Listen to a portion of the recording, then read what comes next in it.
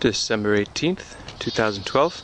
This is Edible Acres, coming to you with a little discussion about plant propagation and really low-tech, inexpensive, passive ways to do that. Right now we're looking at a compost pile. We got wood chips, composting manure with hay, finished horse compost with coffee grounds, and myceliated compost with oyster mushrooms, all kind of organized.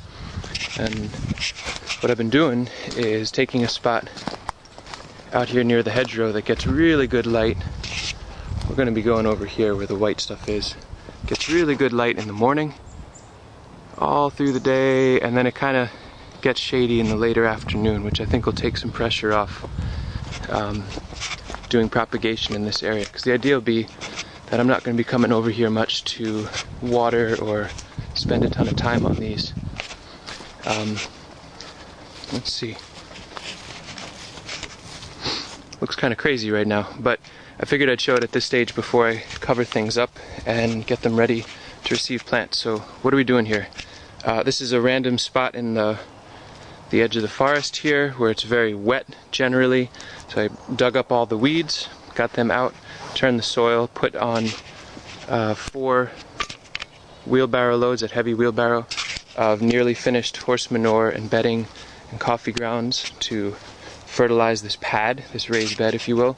And then I took 55-gallon HDPE plastic drums that had holes or were fatigued or whatever, and cut them with a little jigsaw with a metal bit in my garage into these, I guess, cylinders. You can see they're hollow at the bottom. 2 over there are not hollow. They're the actual the actual bottoms, but they've had holes drilled through for drainage. And into them I've put logs that are biochar. Ideally they would have been perfectly finished charcoal, but they're good enough for our purposes here, where they're gonna act, once this is filled with a good seed starting mix or potting mix, they'll act as wicks to draw water up or retain water when these are being rained on or actively watered by me.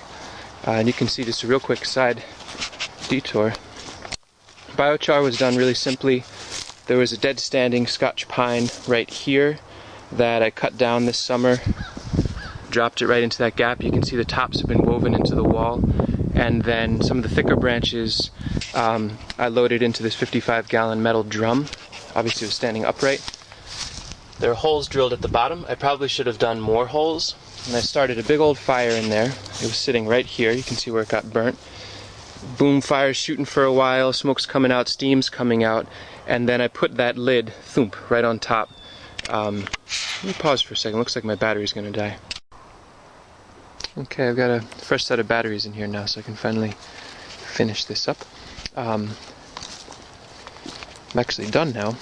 It's a few hours later. I think all told this is probably a 4 to 6 hour project to turn the soil, get the weeds out, bring a few wheelbarrow loads of good stuff that's half broken down to kind of feed the soil, get these containers in place. Again, these are 55-gallon drums, cut, 8 to 12 inches bands basically through the drums, laid in position. You could see from before I had the charred logs in the bottom, so this is almost like hugelkultur or mound culture, where the logs will act to wick up water and hold it all through the winter and into the summer. And then they've been topped and filled. You can see even in between, that's propagation space. So they're filled now with a mix that I would call probably 2 parts or 3 parts composted horse manure, 1 or 2 parts wood chip and leafy debris, and 1 part coffee grinds. So I'm basically mimicking the soil, like rich soil you'd find in a forest that animals poop and pee in a lot. If that makes any sense. Which, when I think about what I would want if I were a plant, that would be it. Lots of good sunlight, good moisture availability, high nutrient and fungal associations throughout. And so that's where the wood chips will play a major role. And again, the reason I'm doing it in these contained bands is, let's say I've got a really excellent black currant that I want to make 50 duplicates of. Well, I can take hardwood cuttings, and I'll show that in another video. But I can take and you can look that up on YouTube as well, hardwood cuttings or softwood cuttings. But basically I can take that one plant, cut 60 small stems and stick them into this material and let them root in there, start growing, and then I can come through, pull them out and pot them on into other pots. I can take 2 or 3 heads of leeks that I've saved seed from, scatter them all over one of these, mark that container as leeks. Come February, get a carpet of little leek babies that I can then lift out and move out into the garden, into production areas, what have you. I could divide these into 4 sections and then have 4 different types of brassica that I'm starting that'll then get lifted and moved on, etc., etc. I think you get the idea. And this is also a place where I can heel in, let's say for example, a bunch of Carpathian walnuts that don't sell or don't find a destination in their first year. I can lift them. I've got a nursery space.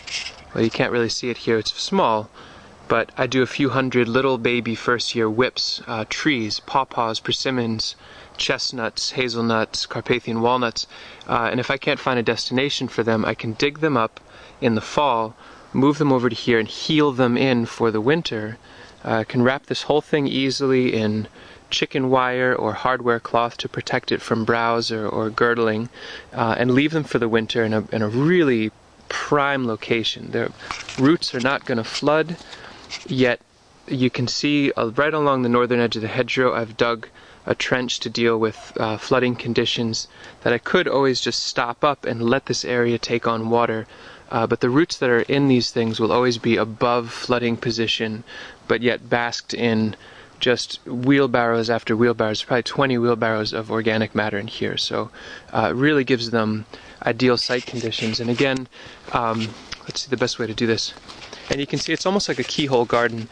I can walk into, you can see the size of my foot, gives me ample room to turn around and all that, and I can access these very comfortably from the outside and the inside. And what we're looking at again is a position where I'm standing basically due north of this whole grouping right now.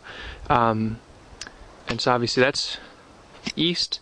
There is some shade, but come early spring, that time of year where I need the most light through here, the sun is basically proceeding as such through the sky. It's coming up, skirting right over these hawthorns, which I can always prune back if need be, right along through here, up through here, so really good sun access. Then it starts hitting this apple tree, starts coming into the black locust, starts coming into the pine, and so they're really desiccating, hard, late day sun that would dry these things out is not allowed in. It's blocked. And so by finding a site that has those conditions being met, it takes the pressure off for me and for the plants. They can get their early morning, their midday light, and then they can go into siesta mode once it starts getting hot, and where the 5 p.m. sun, the 6 p.m. sun is starting to really drain the energy out of these seedlings. The other thing is I can take the same pattern of cutting bands out of these 55-gallon drums and cut, let's say, 4-inch thick bands that I sit on top that have greenhouse plastic over them, stapled in or battened down or rubber banded onto it, and basically make mini mobile greenhouses for each of these spots. I could have 3 or 4 that just live in the hedgerow, and when I put out, let's say, kale seeds in mid-February, I can pop a greenhouse on it until they germinate and get going, and then take that off, move it onto another one. So all in all, this gives me, in like 25 square feet of marginal hedgerow space, it gives me some really, really high density production potential. And it costs next to nothing, just a fair bit of labor. These are our 55-gallon drums that had blown holes in them or were really getting old and fatigued, so they don't have much service left in them. So it's another way to repurpose them. And then these are just pots that I salvaged from a recycle center. And again, this gives them another last hurrah before they finally get recycled for real. And all this stuff is non-reactive HDPE plastic, so it shouldn't be leaching plasticizers and funky stuff like that into these plants. I hope this is a helpful little tidbit for folks. Maybe this is something you wanna reproduce. If you have any questions, let me know, and I hope the growing season is incredibly productive for you. Thanks for watching.